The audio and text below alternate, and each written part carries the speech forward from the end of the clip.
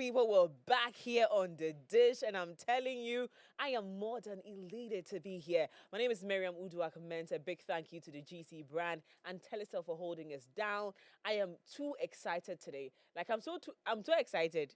See what I was going to do? I'm too excited. Like, it's crazy, right? I'm so excited to be back. But you know what we do over here on this show? If you're joining us for the very first time, thank you for coming, but I'm going to walk you through the room, okay? I'm going to walk you through the room so that we can familiarize with the people in the room, from camera crew to the individual seated over here. Like I said earlier, my name is Miriam Mensah. Now, if you want to know about this show, well, it's a fantastic show. It's designed for we women to sit down and speak to progressive women. But this year, The Dish, we want to call it a very vibrant show, okay? This year, we have an agenda for you. So let me take you through it. It's a vibrant and inspiring show, of course, that celebrates women, their journeys, and the impacts they make in today's world. Every week, we highlight powerful stories, meaningful conversations, and the beauty of womanhood. This season, we explore our theme, Give to Gain. And I say this to tell you that, this year, International Women's Day, the theme for this year was to give to gain.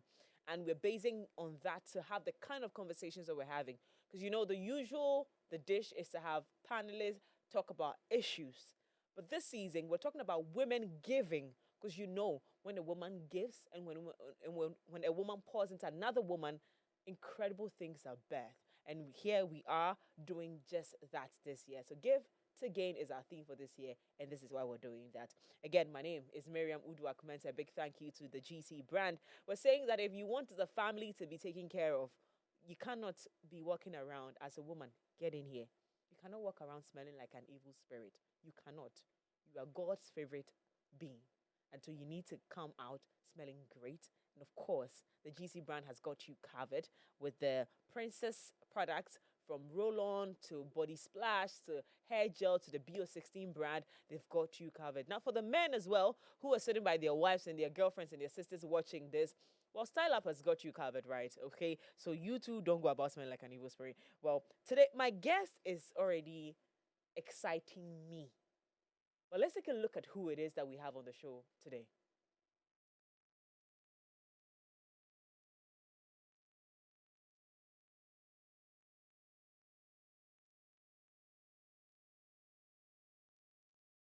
Now, that is impressive. I am already excited. Now, before she joins us, I want to say a big thank you again to the GC brand. Tired of dealing with messy hair? We've got your solution, introducing the new BO16 styling gel. It effortlessly holds and styles your hair, leaving no flakes behind. Codes, of course, this one is close to that styling gel that saves your life. So choose from original clear or sleek black gel to suit your style. BO16 styling gel, because your hair deserves the best. Express yourself confidently, okay? Available now at your nearest store. The GC brand, it's all about you, ladies and gentlemen. Drum roll! Yes, my guest today or this evening is Dede Chancelor. Good evening, Dede. Hello, darling. How you doing? You look fabulous. I'm so enjoying. I'm so enjoying. You look so amazing. I'm loving the outfit. I love the color combination. And of course, the skin and the hair. Mwah.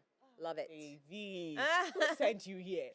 I sent myself. Oh. Tell them you didn't see me. It's my first time actually meeting you in person. Yes, and I must say that it's a pleasure. Oh, it's a pleasure to be here. It's a pleasure. You give off a lot of Dede energy. I love it. Listen, you see the Dede, we are matching. Oh, we are matching. I was just told that apparently we have that in common. Yes, we do. Kongake. That's no, good. Okay, Vancouver. Chalike Bankubel, Ike Achomo. Niba. Loko pa umaya. Sure. Oh, you get it. Anywho, well, my guest today, like I said earlier, like you saw earlier, has not only been here and shown up in the media space and disappeared. She paid her dues. Like those days, if you want the voice for the brand, you need a Dede. Oh. I don't know how else they would have done it at the time. Only God will know. Only God knows. But really and truly, I am fascinated. Just looking at your profile, just looking at the things you've done. It's impressive. Thank you. Thank you very much. You have, and I told you earlier that the part of your story that blows my mind is the fact that you did all these things, yet you chose to build other aspect of you quietly. Tell me about that journey of just being in the media space. Sorry, just being in the media space, and then we'll zoom into how you went into hibernation and build in hibernation. Tell me. Hibernation. I love the word hibernation. Well, media space for me in Ghana was tremendously incredible. It's actually what made Dede. Ghana, I always say that made me. Accra, from a village girl all the way from Krobodumasi, very boisterous and just, I always knew there was something in me. I couldn't just stay still. I just knew I could do more. So being in Accra, going to Accra Girls School and just listening to radio, watching how things were done on television, I just fell in love with it. And there was part of me that said, you know what? I can do this. I mean, there were people doing it, but I just knew that I could do this. So, as soon as I finished Accra Girls, I remember walking into Vibe FM back then. It was a trust hours. I had no degrees, no experience, nothing. Just absolute will to just want to be part of something. I want to be amongst the best. And I just went there. And I remember at the time it was Kojo Mensah. Okay. That voice. Kojo Mensah, I used to listen to him a lot. Yeah. I used to listen to Van also. And all the guys, Jessica, Yeah. on radio. And so right after high school, I'm like, you know what, I'm just going to go in there. I walked in and I told him, I want to work here. Yeah. I want to be here. And then he looked at me and chuckled. And then he walked me over to Mike Cook, who then was the CEO of Vibe FM at the time. And he said, Mickey, this young lady wants to work here. Mickey didn't say nothing, but he just looked at me and that was it. But every single day, I'll get in my trotro, do what I had to do at home, get in my trotro and go to Vibe. Go to work. Just hang out. Yeah. I was not assigned anything in the beginning, but I was just there observing, absorbing, and just paying attention. If somebody needed something, I was there to do it. If somebody needed help or anything, I was there to offer my service. And then gradually, I started by reading the news. Oh. I liked that, but it was a bit too rigid for me because I'm a free-spirited kind of a person, Right. So I'm like, okay, but I stayed. And then they had a program called Young Vibes. I would listen in, and then one time they were doing this particular topic, and the host was like, do you have an opinion? And I said, yeah, I do. And then there was the mic.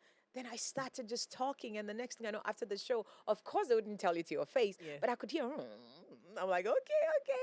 And then it started from there, one thing led to another. The next thing I know, you're co-hosting, and then somebody didn't show up, and then you had to sit in for them. And then the next thing you know, I had my own show, Between the Sheets. And just like that. Just like that. I was in. There's a part of your story that you just told that I would have naturally just move on to the next topic.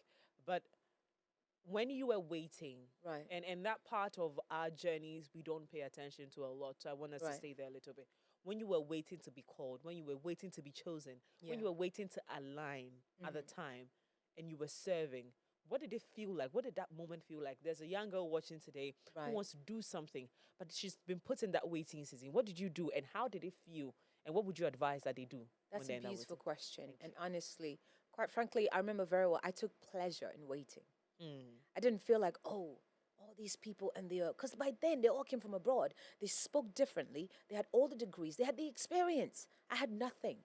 I'm like a first generation television media, whatever, right? But I took pleasure in waiting. I was just happy to be there.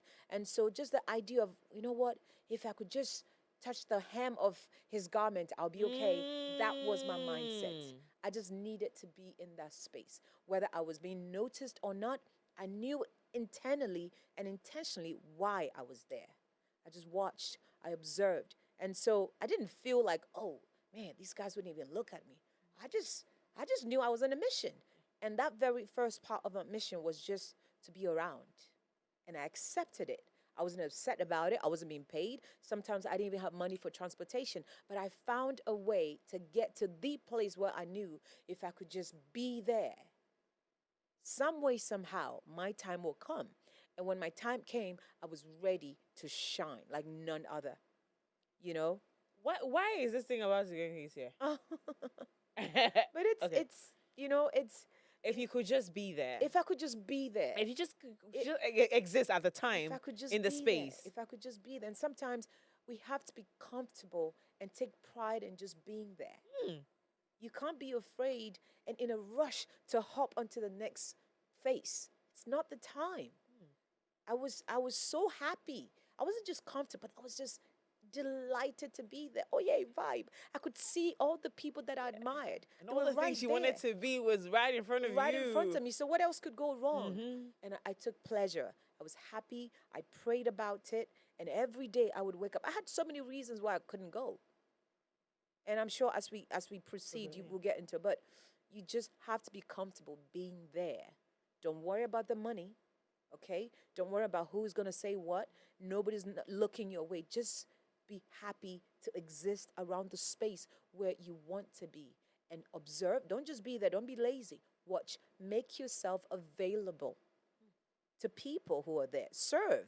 There's pleasure in serving, There's reward in serving. There's glory reward in serving. We get caught up in just, oh, me, receive, receive, receive. No, my dear. You have to have, I believe the more you serve, the more you get. When you just receive, it's just the end product. But when you can serve, and whether it's your time, your attention, your money sometimes, or just whatever you can give, just do it, because the reward is bigger than when you just taking. I don't know what you're doing, but it's messing me up. I don't know what I'm messing up your makeup? You're messing up my makeup. People have to find me tissue. I don't know why your story resonates with me so well. And again, I cannot find myself in the things you're saying, like practically. It just means so much to me, the way you're saying it. So I probably didn't have the story of going to wait around, because I started in Atinka as a salesperson. It was at Atinka that I was called to go because I was talking plain English, and some boy said that, oh, XYZ, Omuhian presenters. And to say, oh, you can go and speak English. It's English they want someone to come and speak. I get there and I'm told that I'm going to do an entertainment show on Saturday. And so like I was yanked from sales into, the media thing. And I was okay with it, because for me, it's just going to talk. I'm going to talk, of course. I have the gift of the gab. I'll talk. You do it really well. Thank you. God did a great job with me. Oh, Whilst sure on the job, I was learning everything. See? I was learning everything. But I guess I had the opportunity. The pushback was in the job for me. You got it before, so you were prepared. All the shocks were in the job for me. All the shocks. And you know how it is, like when you are in it and getting shocked. You're figuring it while you You don't know whether you to hold on to someone, and you go and hold on to someone, they have electricity on them, and they you're having all the breaking and the making in the process. In the process. You're learning as you go, and if it goes right, you're like, yay. If it goes right, like, wait, but you didn't tell me this. I thought I was a baby girl. I don't know what's going on. Yeah. So you see, the stories are quite different, Right. but your story is telling me and it's teaching me. And I kept telling people that this season is a lot of learning that is going on. And if you open your eyes, you see what the universe, what God, everything is teaching you. Now let's come back to, you had done this, become this voice, and on all these brands. Yeah. Tell me, maybe fast, but also gradually walk me through how these brands kept coming to you, how your voice became so powerful. Well, my first commercial I did was with Panther Condoms. It was Panther Condoms. Yeah. I was so happy. Because, back then, when you turn on your televisions, there was always this commercial about HIV and all of that. And there was so much awareness. Yes. It was like, I'm like, whoa. So it kind of kept us on our toes. So when I got the chance to do that commercial, it was Yofi Brew. Oh. Yofi Brew. Yeah. He found me, and oh my God, he groomed me, he trained me, he brought so much out of me in the voice-over industry, and I owe him so much. Immediately when we did that commercial, he realized that, whoa, this girl is good. And so we worked on diction, we worked on pronunciation and sound and all that. I have the natural flair when I'm delivering. Yeah. It's there. But there's something about when you're doing a voiceover where you have to sell the product without overselling it and make it believable. Yeah. So all my radio commercials was all through him. It was like, once this was done, people were listening. They're like, wait, who's that girl? And then you'll call me again. We'll stay in the studio for hours, one after another. And it just kept coming. Because it got to a time where if you had a product you had to sell, Dede had to do your voiceover. And they were all in English. I did a few local ones here and there, but it was mostly English. And I think I was available. I made myself available. I didn't reject offers. And I realized because I was so teachable, that's the thing. You have to have the ability to just listen and be teachable. It doesn't matter what you know. We're all learning. Every day is a learning. It's a learning. It's something to learn, right? So I made myself available to Yofi to be taught, to be groomed by him because he was the best, and it still is the He is best. the best. Yofi Brew Yeah. is like one of the They don't want legends. to admit it, but we know.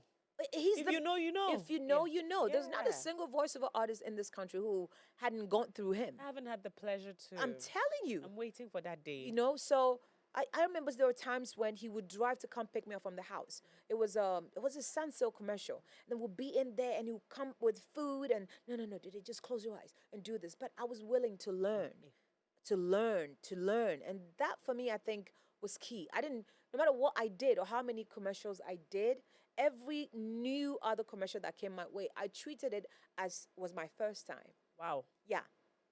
I didn't say, "Oh, I've done this, so yeah, let me." No, no, no, no, no, no, no. It didn't matter how many I had done previously. The one that was in front of me was what I focused on, and that was my first one because you just never know.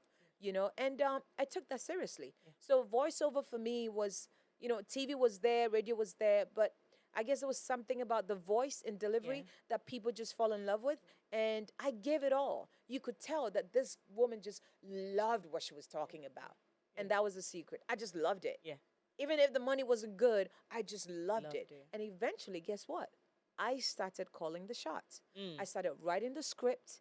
I started getting, collaborations with other brands where now I went to the studio, myself, wrote the script and did it how I wanted it. And I'm Yes. like, wow. So yeah. Lovely. Now, what with all these accolades and successes you had garnered for yourself, then at some point you decided to move Right. out of the space that you had succeeded and made your name. Right. That can be difficult. I'm just saying that because It I'm was thinking difficult. No, it was difficult. so tell me about that move.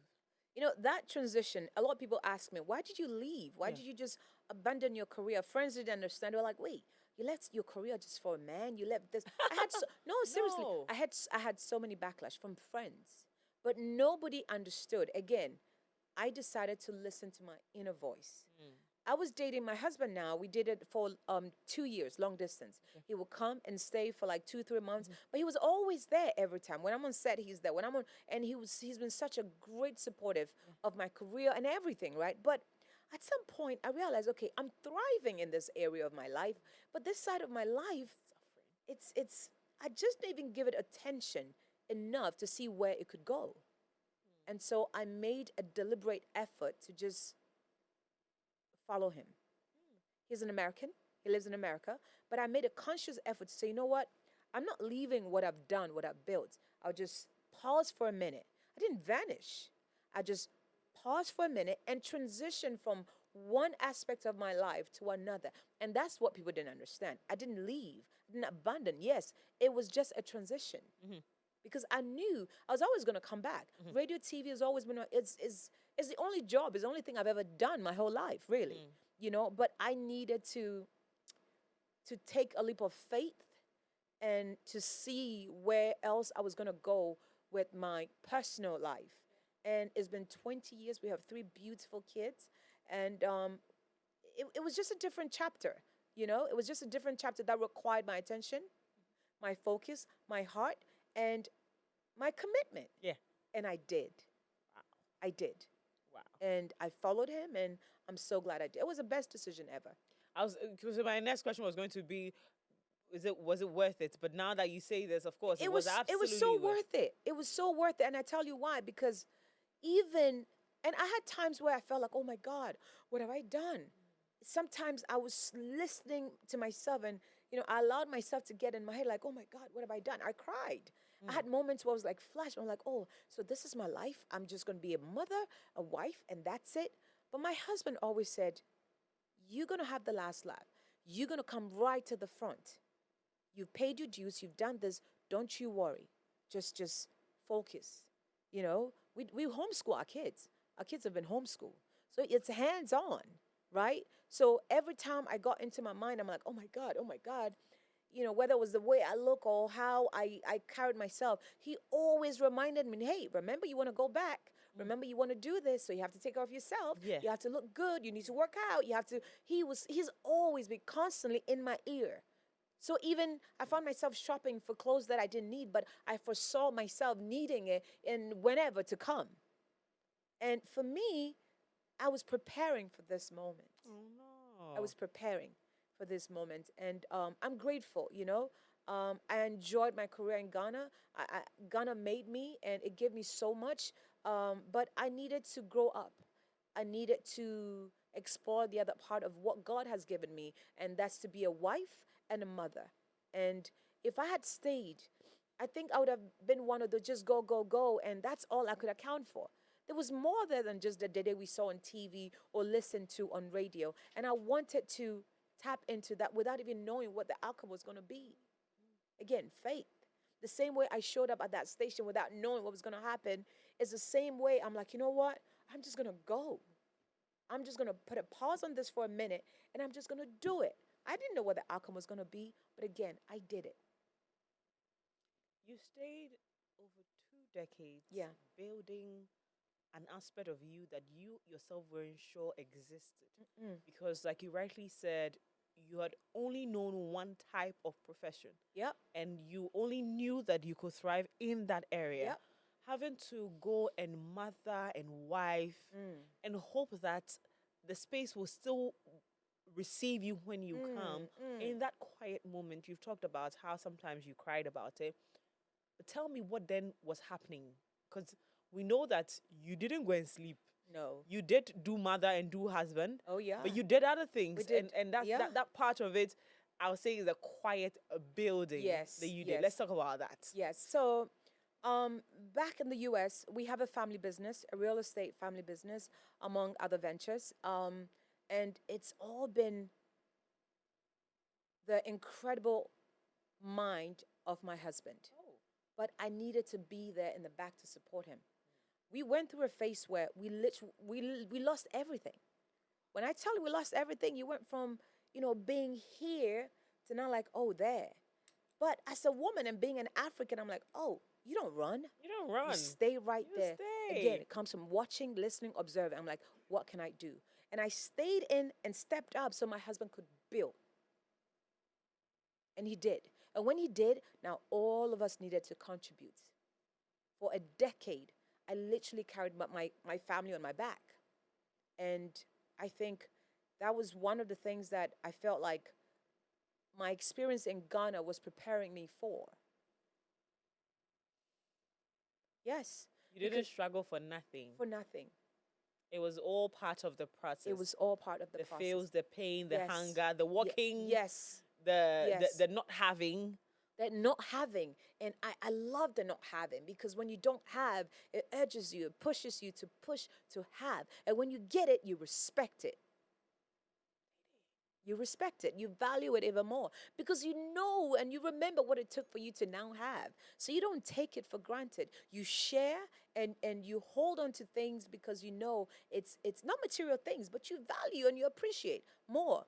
So I built quietly and I watched my husband build and man, I am so proud of him and just where he's brought us, business-wise, family-wise. And now, 20 years later, I'm enjoying the fruit of our labor.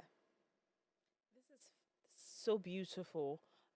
Again, when you came through the door, I said to myself, I thought I was reading about an older person. What should I respect myself and shut up? Or but I think I've respected myself enough. Now we want to know about your age before I go, because this is on the lighter. On the lighter, we should leave it. That one there, that shall not tell. That shall not tell. Thou shalt not because tell. I'll tell you the truth. I know her age. I'll tell you, boo. She's 25. There you go. Forever 25. She's 25. Forever 25. She's 25. Forever She's 25 years old. Forever 25. Go and argue with your keyboard if you don't understand. Yes. But the Forever story 25. so far has been. You see, I've had to hold myself because after this I have a date, so I need to keep my makeup intact. You look great. Thank you, baby. Thank you so much. Because again, I'm thinking about. I'm like, you cannot go through these things and be this this strong, this happy. You have to be. God gives you, he never gives you more than what's the saying? He doesn't give you more than What you you can can handle. yeah, yeah, So yeah. everything that came my way, I'm like, yeah, I got this. I got this. I got this, you know? And so even when you know you're saying you got this and deep down you feel like you ain't got this, the fact that you know you got this overpowers the, I really ain't got this. Yes. You know? So it's a mindset, you know, it's a mindset. And I think it's very, very important for us all to have that kind of mindset because there's so much in the world that is telling us, no, no, no, you can't do this. You can't be that. You're not good enough. You're not talented enough. Oh, you don't have this money. You're not good. You know, that there's so much. But you have to learn to just listen to that quiet voice within you. And that's why when I was building back home, I didn't come around and go like, oh my God. No, my husband said, just keep cooking, keep cooking. Keep working on yourself. Keep working on your body. Keep focusing on your business. Keep writing your ideas down. Keep recording yourself. I had to, sometimes set up my phone back and just record myself. Imagine myself in the space right now. I was still practicing. I was still, I it just wouldn't leave. Where is it gonna go? Where's it gonna That go? was me. It's you. It's me. It's how you were built. Do you understand? So Goodness. you may not have seen me as you're looking now. Yeah. However, many times you have no idea how many studios I've set up at home and just practicing. But I never posted a thing. Oh. It's because even then I knew this day was gonna come. It was all preparing me. I needed to remind myself. And sometimes you come recording. My kids will record. I do it with my kids, and it was all for this, So it's okay to step away. Just put a lid on something for a minute, and work on something else, and try, explore, and have that experience. Don't be afraid. Don't be afraid. No matter what, just don't be afraid. Just don't be afraid. And these are words from Dede Chancelor, and I know that you're probably there. You've gotten there. You were not able to hold yourself, so you're probably using the tissue by now. But these are the kind of conversations we're going to be having on this platform. Her stories is one of resilience, is one of strive, is one of victories, and many, many, many, many, many victories, because it all ends in praise. Now, if you're watching, you're at the right place. We're going for a quick commercial break. When we come back, the deeper part of the conversation is going to be had. Stay right here. We'll be right back. You're welcome back to The Dish right here on MX24. My name is Miriam Mensah. My guest today is Dede Chancelor, a woman who is just beyond strong. If there's another word I want to give to her, she is absolutely amazing. She's giving us big conversations to have even after this. And that's what The Dish does. I want to say big thank you to the GC brand. Of course, they have taken care of us. I mean, my skin is skinny because you decided to not let your skin skin. So grab you a GC brand product and thank me later. And of course, to Telecel as well, a big thank you to you. Now you're welcome back into the studio. We're about to continue the conversation with Dede Chancelor. And I told you earlier that when we come back, we delve deeper into her life and all that she's been doing. Let's touch on some of the great things she's done before we go to other parts, okay? Let's talk about Authentic Fab. What is Authentic Fab all about? Oh, Authentic Fab was... Because you know that before we went on the break, let me just recap a little bit. Okay. When we went on the break, we're talking about all the things you built in silence. Yes. So Authentic Fab is one of the babies that you birthed. Is one of the babies One that of the we babies, built. yes. Let's talk about that. So Authentic Fab was my baby where, I love fine things. I have an eye for fine things. We can tell. I have an eye for fine things. And for me, since I love fine things and I have an eye for fine things, I always wanted to put fine things on fine people, especially women. Yeah. But you've got to have the coins to afford fine things. So that was way back before these, like Instagram lives where they doing this luxury resale, blah, blah, blah. And, and for me, it was more of curating luxury, authentic luxury designer items for special clients. I had some celebrity clients that I personally sourced items for. But I was also more so into highly collectible brands where you couldn't just go anywhere and find. But these were investment pieces. So I focused more on that. And the way I started that, I remember my husband said, well, if you really believe in this, then sell all your stuff and invest the money into it. And I'm like, you know what? Bet. I'll do it. And I did it. I sold every Chanel I had, every vintage Chanel bag I had ever owned. I mean, you name it. I sold them all. And I'm like, you know what? And it went fast. It went fast. I was sourcing for clients. I'm like, wow. So I said, now how do I turn this into a huge or a bigger business? But of course, with the industry that we're in, when it comes to the luxury market, there's so much fakes in there. So then I had to research and partner with a company where, I had a special tool where I could use to literally scan an Hermes bag and it would tell me whether it was fake or not. Yes, because there's money involved, thousands of dollars involved. So I had to do that. But before then, I bought some items from other clients consigned with me that I'm like, wait, is this good or bad? I didn't want to lose money. But thanks to my insight and my ability to be able to collaborate with companies that I knew that, had the technology that will allow me to give my clients the best, not just the best, but the authentic. Goods. I partner with them.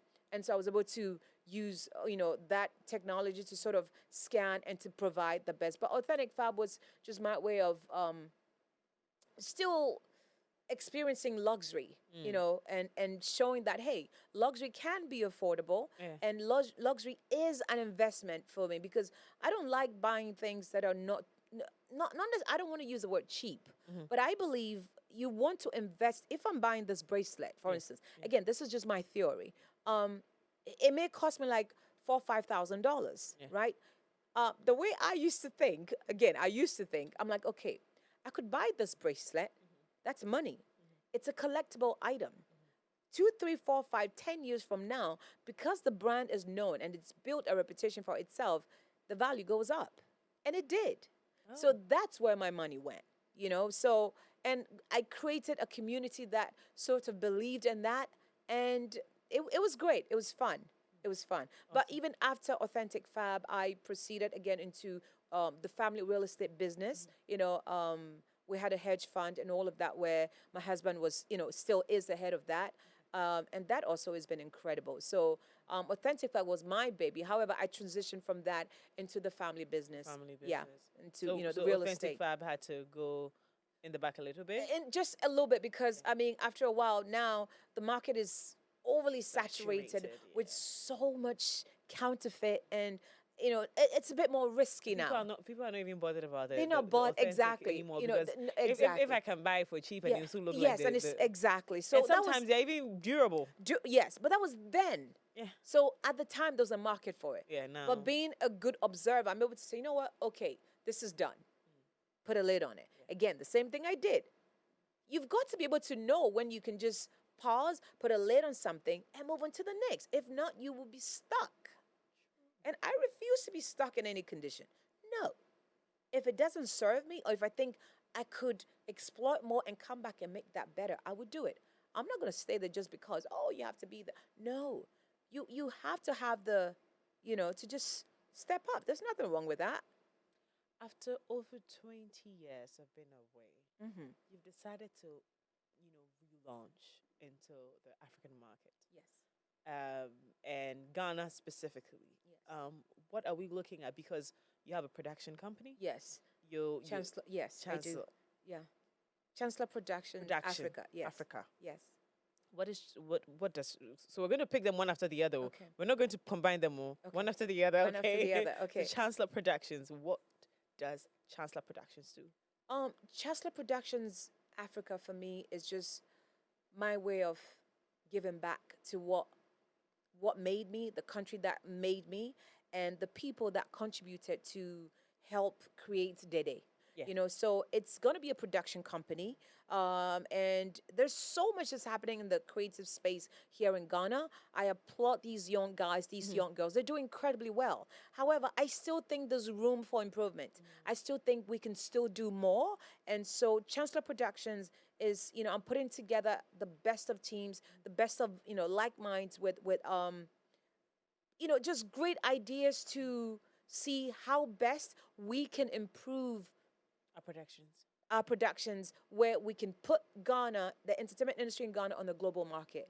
And so, again, I've always been in front of the camera, But I think Chancellor Productions will allow me to be behind and scout for best in the country and all over and see how best we can package it and all in the name of promoting the industry to the world. So that's what it's going to be. One of the things that you prioritize yourself to, value is infrastructure Yes. and of course ownership. Yes. Why is that so important to you? Because you've got to own. In order for you to own, you've got to have a proper infrastructure where things are set up the proper way. Because if things are not set up the right way, there's chaos. There's chaos, and you're not going to see through what needs to be worked on, what needs to improve, who you need, which expert you need to come in to help build. You've got to own. If you don't own anything, then what are you working for? So I think ownership for me is very important, because when you own something, nobody can take it from you.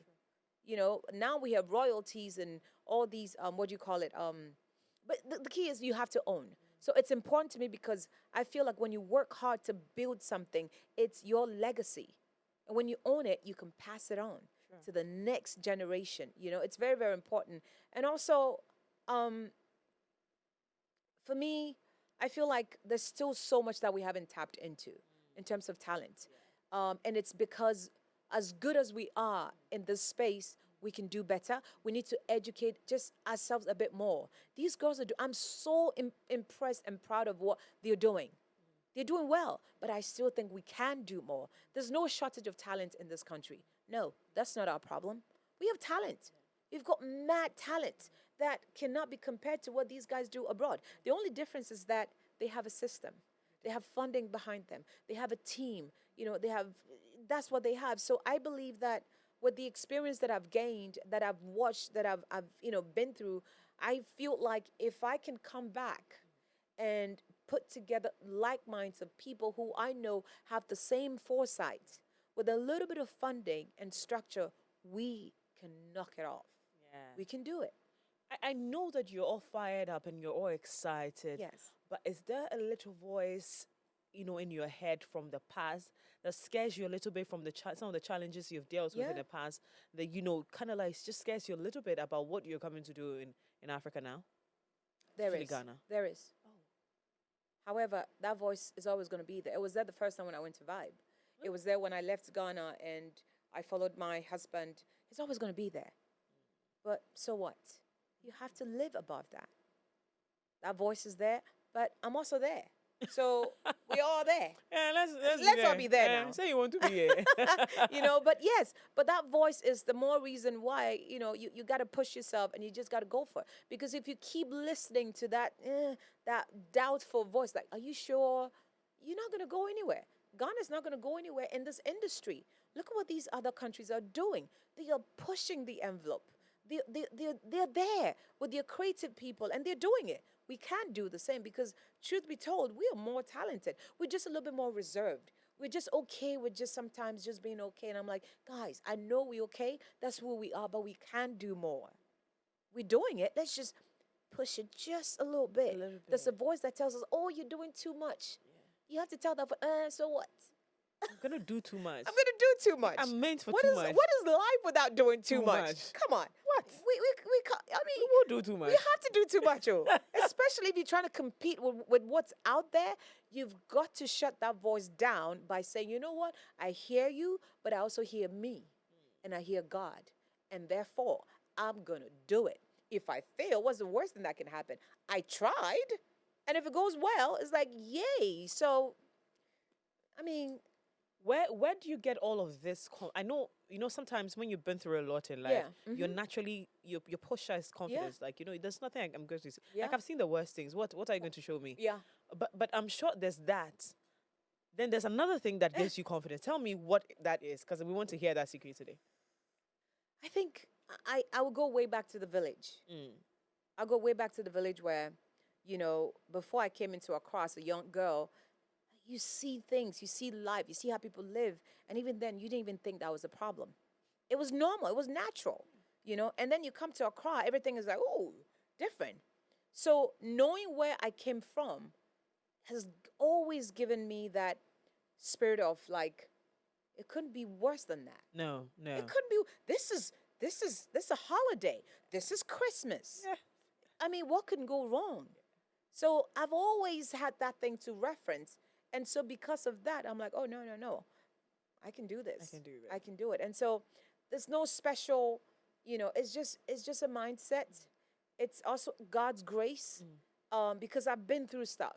And because I've been through stuff with nothing and I've thrived, I know that whatever else comes my way, I'm gonna do well. And if I don't do well, what's the worst thing that can happen? I've gained experience. Experience. Experience is And now like you have some three beautiful angels you could pour that into. I know. So really, there's no worse thing. no worse So yeah, I'm not always confident, but even when I'm not confident, I'm still confident.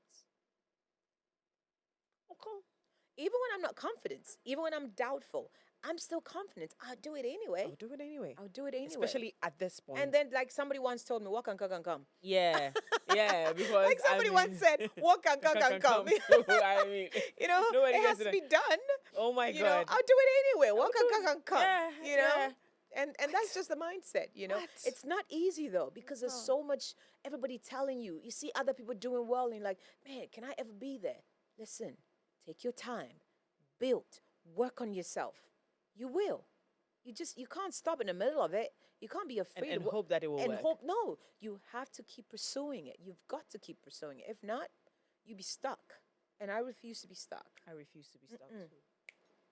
Between being a spiritual person and a religious person, which one are you? Ooh, I like to do that's this. a trick one. I like to That's do a this. tricky I one. love it when I That's do a this to tricky- people. When I okay. do it to you, I love it. Between- Spiritual person and Uh-huh. a religious person. I don't think I'm religious. Okay, you're not. You clearly I'm are. not religious. you're No. I think religious, no. No. But I would say spiritual and for me, being spiritual is having the ability to have a discernment about yourself, the people around you, the things around you. You got to feel it. And that's deeper than just being religious. Religious, you believing and no. Being spiritual, I think, supersedes being religious. It does. Because when you're spiritual with yourself, you can foresee things before it even happens.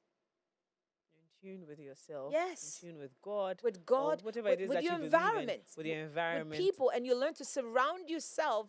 Why? Because you are so much in tune that you can pick and choose who is qualified to be in your space and whose spirit does not align with you.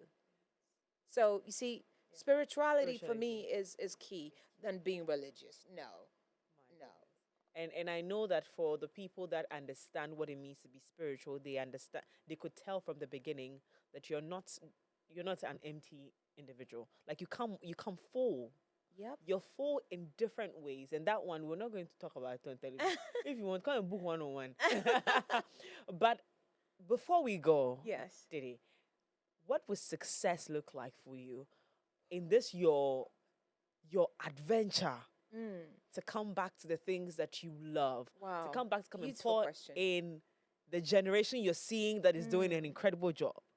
What would success look like to you? Oh man, that's a beautiful question. Thank you. I think for me, success with Chancellor Productions Africa will be when, we are able to have either a project or a show or something where it's put on the international market that puts Ghana on the map, and like in the entertainment industry. Imagine you're watching, not just Netflix, but my goal is to let the rest of the world know what we do, how incredible we are as a people, as a continent, And for me, my goal is to be able to just sit there one day and be like, oh my God, these are our shows, these are our series, these are our book series, this is our television show, that's our reality show over there, and everybody globally is watching, and it's from Ghana. So I pray for that moment, and I think so far so good. I believe in it. It will happen. I'm open for all the challenges because I know through that, great things will happen. I have been having great conversations on this platform, and this happens to be one of my favorite. Dede Chancelor, the 25-year-old come back. Come back. I like that. I like that. No, so you remember we're 25 years Oh, old. forever 25. Yeah. So please, Forever let's stay with 25. that. Let's not mess it You up. argue with your keyboard. You can I am, argue with it because listen, 25, darling. 25 I'm it is. 25. You can go do your calculations. I don't know who will give you that. I don't know. But that's your business. That's your business. So don't Please, come here and give me some maths, No. Enfa. This one- Enfa. My own French people will tell you that Senepa Enfa. Yes. Oh, that's a good one. Senepa Senepa Enfa. Enfa. Tete, you are such a warm, Oh. wonderful individual. You have Thank you. poured in us in ways that I can Thank you. only imagine. An You've individual. inspired me, by the way. Thank you. You've inspired me, and I've also been inspired. I want to say, if it's okay with you, when I came back in December, it was very difficult.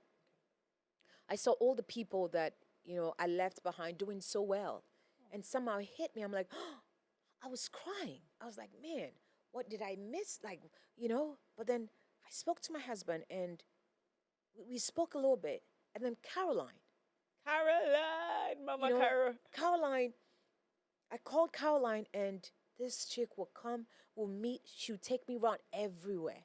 And then she was telling me, Dede, you don't understand. I used to watch you, this, and it inspired me so much. So even though she's telling me a story of how I have inspired her, I'm listening to her, and I'm like, I was so inspired to just you know what? That's it. I'm coming back. That's it. That's it. It was her and then Harold. So I want to say a big thank you to her, because for everything she tells me that I've inspired, and I've, no, she did this for me. She did this. And I think it's very important as women to recognize, to identify, and to be free enough and bold enough to just tell one another, thank you. You helped me when I needed it. Because I needed to hear that, especially from somebody who back then I didn't even know was watching. Yeah. And here it is 20 years later. Yeah. That's the voice. That's the woman that's telling me, hey, do you know what you've done for us? Yes. I'm like, oh, yes. I still got this. Let's Yes. go. Yes. So thank you. Thank you so much, thank Caroline. you. Thank and you. Harold. Thank you. Please. Mama Carol, you know what you do. You know what you do, You know what you do. Oh, she's incredible. You know what you do. She's incredible. And we're all grateful that women like this still exist. Yes, it's And important. are living, Yes. so we can see what it is that we're looking for Yes. in a Yes. human being. Yes. And so thank you. You're welcome. To Thank you too. to Mama Carol, to Yes. all the women Yes. that, chant this path for us to even have a place. Because what's her name? Stella Seal, she's a gospel musician. She said something like about a month ago that you see the person that is going into the bush to make the path, they're not going to find it easy. They're going to have cuts. Yes. By the time they are at the end of the road and have, created a beautiful path, they already have cuts. They're dirty. They're looking. Yes. So they don't look attractive. It is those who are walking on that path that look clean. And so to you people that went forward and cleared the path for some of Wow, us that to be is- able to go through this path, we just Woo! want to say thank you. Thank you. Thank you for pouring. Wow. Thank you for allowing yourself. Thank you for walking to Vibe. Thank you for telling them for so many months that I'm coming to work here. I don't know what you're going to give to me, but we're here. But thank you for making this possible for me to come on the show and to even express that. Thank you. You're amazing. You too. And I'm glad that in my lifetime, I get to do this. Thank you, This Dede. is beautiful. Thank you. No, thank you. To my producer, Love, thank you so much. To the team at the back there making it happen, Isaac and Co. Thank you. No, this has been inspiring. This is so eye-opening. Very emotional.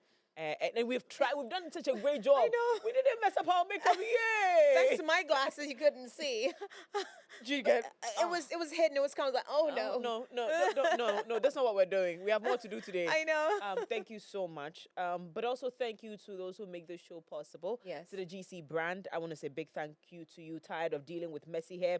We've got your solution. Introducing new BO16 styling gel, available now at your nearest store. The GC brand, it's all about you. And of course, to Telecel Ghana, we say thank you. And if you need that money sent right, no stress, no long stories, just peace of mind. Dial *110# and download the Telecel Play app now and transfer that money with ease, no stress. Now to every single person that makes this show possible, especially you who shows up every single time and makes sure that my show is seen, heard, and lives are being transformed. Thank you for showing up, and I pray that we've learned a thing or two that will transform our lives, because that's what we're doing over here. Look at how this woman has poured it. You've been so generous with yourself. You have been. I'm happy to be here. This is good. This is very positive. Mwah, mwah, mwah, mwah, mwah. Thank you so much. Bye. Now to you. See you again Bye. next week. My name is Miriam Mensah. We see you again.